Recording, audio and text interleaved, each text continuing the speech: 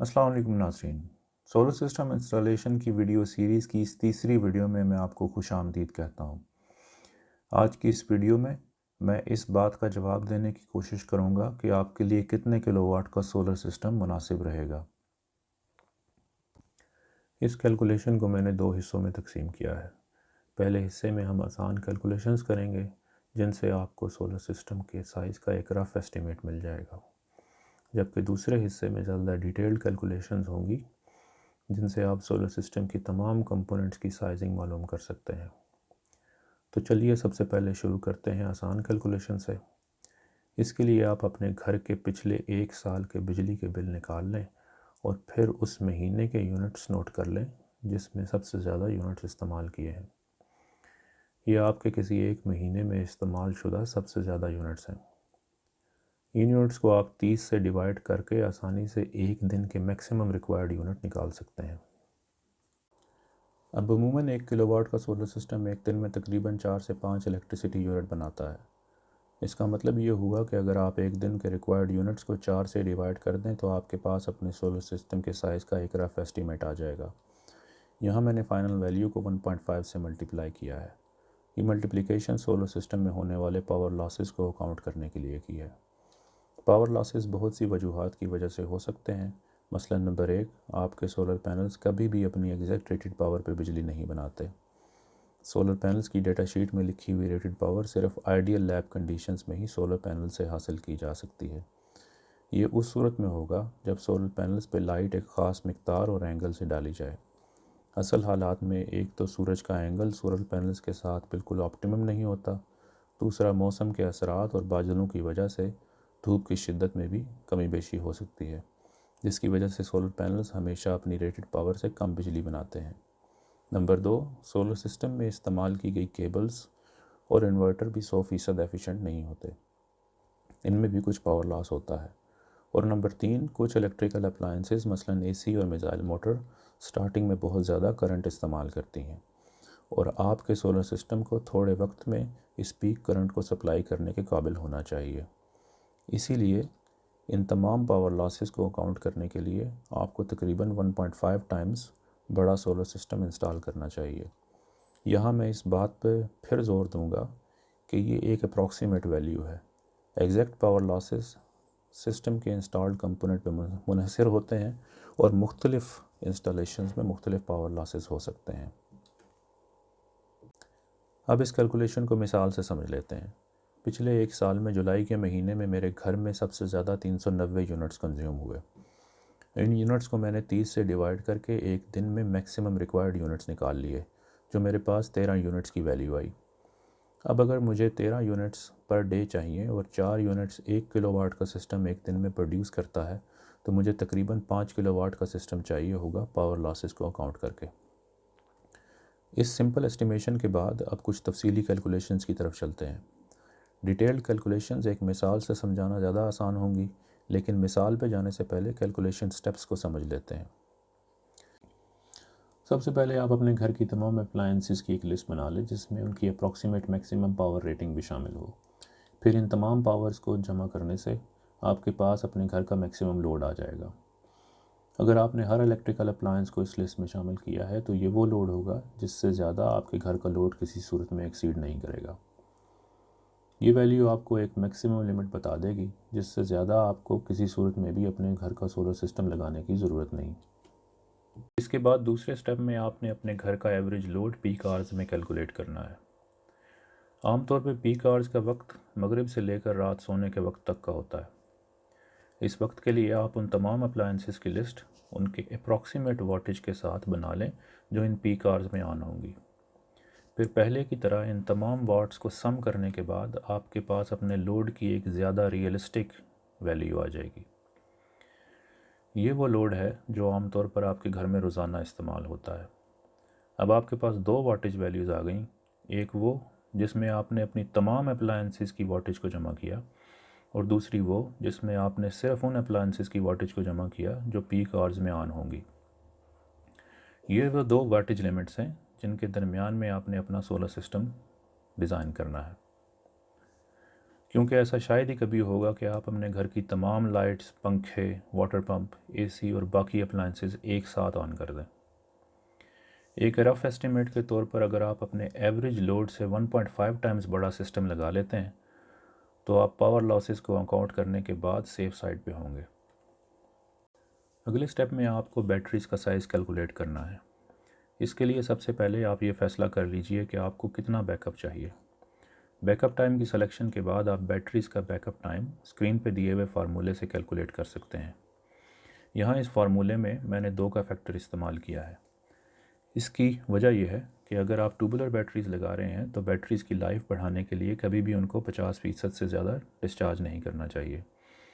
दूसरे अल्फाज में आप अपनी बैटरीज़ के सिर्फ आधे चार्ज को एक वक्त में इस्तेमाल करेंगे।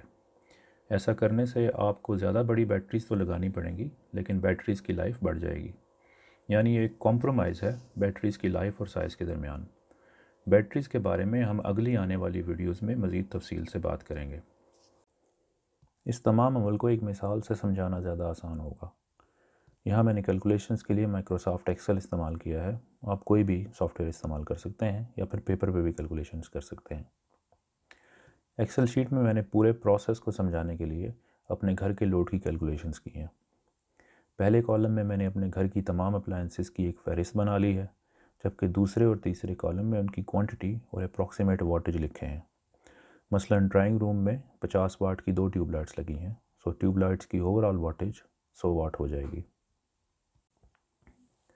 अच्छा, ये ज़रूरी नहीं कि आपके घर में लगी ट्यूबलाइट्स भी 50 वाट की हों। मुख्तलिफ़ कंपनीज़ की ट्यूबलाइट्स मुख्तलिफ़ वाटेज की हो सकती हैं और एग्जैक्ट वाटेज जानने का सबसे बेहतर तरीका उस अप्लायंस के यूज़र मैनुअल से वाटेज नोट करना है। ज़्यादातर अप्लायंसेस के ऊपर भी उनकी एवरेज वाटेज दर्ज होती है, आप वहाँ से भी नोट कर सकते हैं। हाँ, कुछ इलेक्ट्रिकल अप्लायंसेस ऐसी भी हैं जिनकी अप्रॉक्सीमेट वाटेज मालूम करना थोड़ा मुश्किल काम है, मसलन वाटर पम्प मोटर और एसी वगैरह। इन अप्लायंसेस के साथ मसला ये है कि जब इनको स्टार्ट किया जाता है तो ये बहुत हैवी करंट ड्रा करती हैं। मसलन अगर किसी एसी के एवरेज वाटेज 2000 हैं तो स्टार्टिंग में इसकी एवरेज वाटेज 5000 तक भी जा सकते हैं। अच्छी बात यह है कि वो स्टार्टिंग टाइम जिसमें वाटेज काफ़ी ज़्यादा होते हैं आमतौर पर थोड़ी देर तक ही रहता है।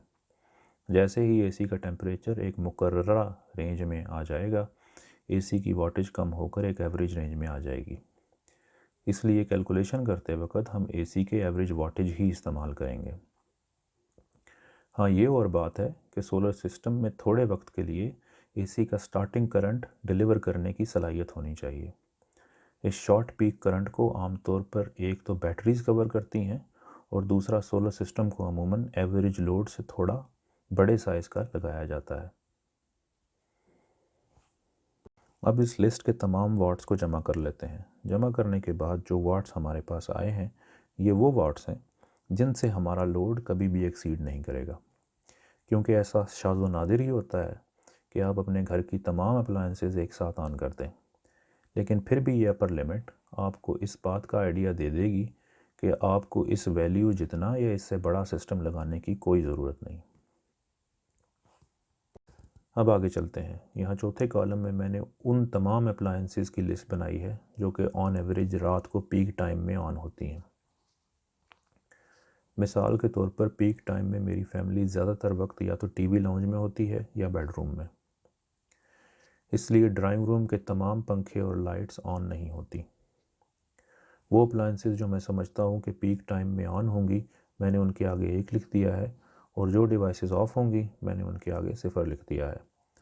लॉस कॉलम में वॉट्स की वैल्यू को 1 या 0 से ज़रब दे दी है ताकि वो डिवाइसेस जो ऑफ स्टेट में हों उनकी वाटेज काउंट ना हो। इस तमाम प्रोसेस से मेरे पास लास्ट कॉलम में उन डिवाइसेस की वाटेज आ गई जो कि ऑन एवरेज शाम को पीक आवर्स में ऑन होंगी। अब इन वाट्स को जमा करने के बाद मेरे पास पीक आवर्स का एवरेज लोड आ जाता है जो कि तकरीबन 2935 वाट बनता है। इस वैल्यू में से एसी के 1000 वाट माइनस कर दिए हैं। एसी के वाट मैंने इसलिए माइनस किए कि शुरू में मेरा अपने घर पर एसी को सोलर सिस्टम पे चलाने का कोई इरादा नहीं था। आखिर में पावर लॉसेस को अकाउंट करने के लिए मैंने 2395 वाट को 1.5 से ज़रब दी है। जिससे मेरे पास 4402.5 वाट की वैल्यू आती है। इस वैल्यू को मैंने राउंड करके 5000 वाट का सोलर सेटअप लगाने का फ़ैसला किया, क्योंकि मुस्तकबिल में मेरा एसी भी सोलर सिस्टम पे चलाने का इरादा था। अब अगला स्टेप बैटरीज़ के साइज़ की कैलकुलेशन का है। अमूमन 5 किलोवाट सेटअप के साथ जो सोलर इन्वर्टर मार्केट में दस्तयाब हैं, उनके साथ 48 वोल्ट का बैटरी सेटअप लगाया जाता है। मिसाल के तौर पर मैंने इन्वर्क्स एरोक्स 5.2 किलोवाट इन्वर्टर अपने घर में लगाया है। इस इन्वर्टर का ब्राउशर खोल लेते हैं। जैसे कि आप देख सकते हैं कि यहाँ बैटरी वोल्टेज 48 वोल्ट बताया गया है। अब क्योंकि मार्केट में दस्तयाब बैटरीज़ अमूमन 12 वोल्ट की होती हैं, इसलिए हमें 4 बैटरीज़ सीरीज़ में लगानी पड़ेंगी। हम अज्यूम कर लेते हैं कि हमें 2 घंटे का बैटरी बैकअप चाहिए। इस 2 घंटे के बैटरी बैकअप के लिए बैटरीज़ का साइज़ इस फार्मूले के साथ निकाला जा सकता है। कैलकुलेशन के बाद मेरे पास 122 एम्पेयर आवर की बैटरी का साइज़ आया।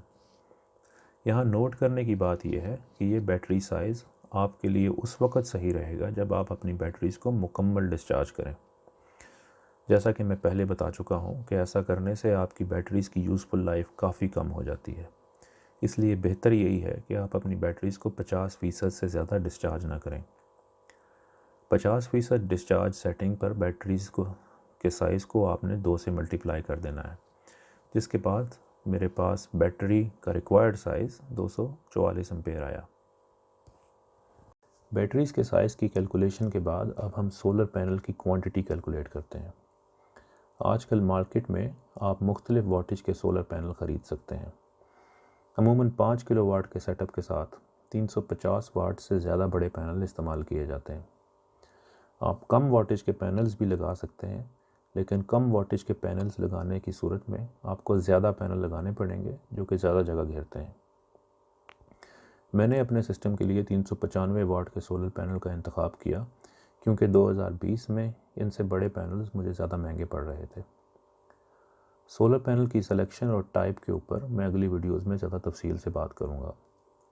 अब अगर आपने भी 395 वाट के पैनल्स का इंतखाब किया है, तो आपको 5 किलोवाट के लिए 12.66 पैनल्स चाहिए। इस वैल्यू को आप करीब तरीन ईवन नंबर पर राउंड कर लें, यानी या तो आप 12 या फिर 14 पैनल्स लगा लें। मैंने अपने सिस्टम के लिए 12 पैनल्स का इंतखाब किया। अब अगला सवाल ये है कि इन पैनल्स को आपस में किस तरह जोड़ा जाए। इसके लिए हम वापस इन्वर्क्स इन्वर्टर के ब्राउशर पर चलते हैं।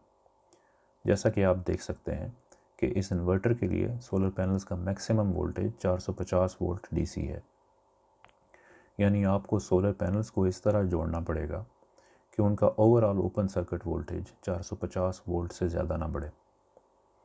अब मैंने जो 395 वाट के सोलर पैनल चूज़ किए हैं, उनका ओपन सर्किट वोल्टेज 47 वोल्ट है। ये वोल्टेज वैल्यू आप सोलर पैनल्स की डेटा शीट या फिर सोलर पैनल की पिछली तरफ लगे स्टिकर से हासिल कर सकते हैं। 47 वोल्ट का मतलब है कि अगर मैं 12 के 12 सोलर पैनल्स को सीरीज़ में जोड़ दूं, तो मेरे सोलर पैनल्स अरे के ओवरऑल डीसी वोल्टेज 564 वोल्ट हो जाएंगे।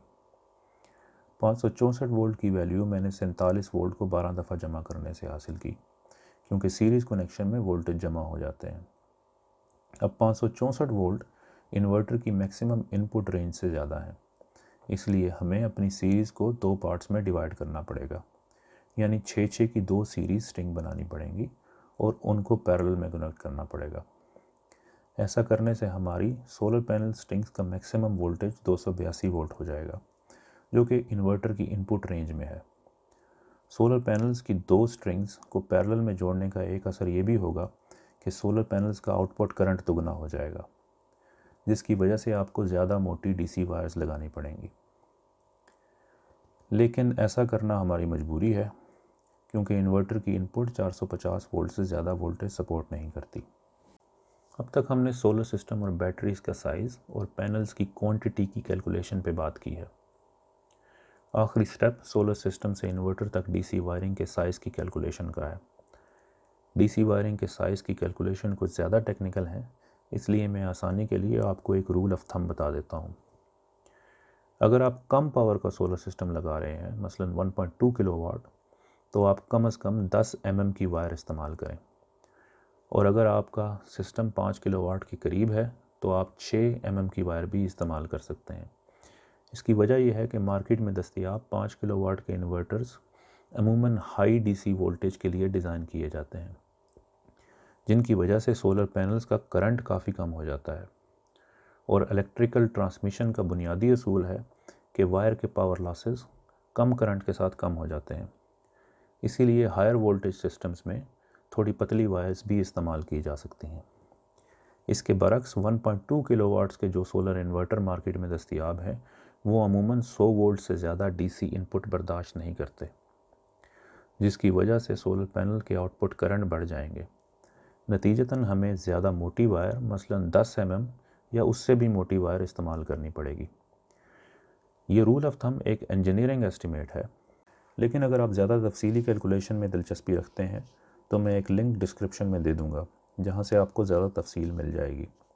यहाँ एक बात पे मैं बहुत ज़्यादा ज़ोर दूँगा, और वो ये कि सोलर पैनल से इन्वर्टर की वायरिंग आप हर सूरत में DC वायर से ही करें। अगर आप घर में आम इस्तेमाल की AC वायर इस्तेमाल करेंगे तो आपके पावर लॉसेस बहुत ज़्यादा बढ़ जाएंगे। इस वीडियो को यहीं पे ख़त्म करते हैं। इस वीडियो में अब तक हमने solar system, batteries, solar panels और DC वायरिंग की कैलकुलेशंस के बारे में बात की है। अगली वीडियोज़ में मैं इन कैलकुलेशंस के बाद के स्टेप पर बात करूँगा, जिनमें solar system wiring, earthing, installation और सोलर सिस्टम कंपोनेंट सिलेक्शन वगैरह शामिल हैं। अगर आपको सोलर सिस्टम कैलकुलेशन के बारे में कोई सवाल हो तो कमेंट सेक्शन में ज़रूर लिखें, और इस वीडियो सीरीज़ की आइंदा आने वाली वीडियोज़ ज़रूर देखें ताकि आपको सोलर सिस्टम इंस्टॉलेशन की मुकम्मल मालूमात मिल सकें। आपके कीमती वक्त का शुक्रिया। अल्लाह हाफ़िज़।